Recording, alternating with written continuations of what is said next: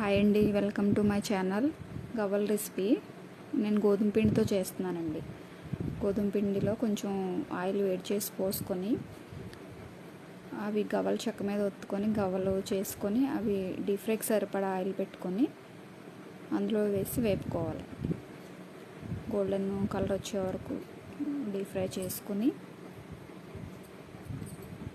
అవన్నీ ఒక పక్కన పెట్టేసుకోవాలి. తర్వాత బెల్లం ఒక చిన్న గిన్నెలో వేసుకొని పొయ్యి మీద పెట్టుకొని అది ఇలా తీగ పాకం వచ్చే వరకు ఉడకనివ్వాలి. ఎక్కువ నీళ్ళు పోసుకోకూడదండి బెల్లంలో, మళ్ళీ పాకం లేట్ అవుతుంది. కొంచెం చిన్న గ్లాసులు పోసుకుంటే సరిపోతాయండి. అలా తీగ పాకం వచ్చిన బెల్లం పాకాన్ని ముందుగా వేపి పక్కన పెట్టుకున్న గవ్వలు మీద అలా పోసుకొని మొత్తం మిక్స్ అయ్యేలాగా అన్ని గవ్వలకి పట్టేలాగా కలపాలి. ఒక 5-6 నిమిషాలు అలాగా అన్నిటికీ మిక్స్ అయ్యేలా కలపాలండి.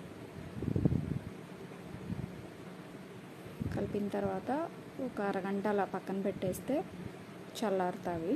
ఇంతే, గవ్వలు రెడీ అయిపోయినట్టే. ఇంకా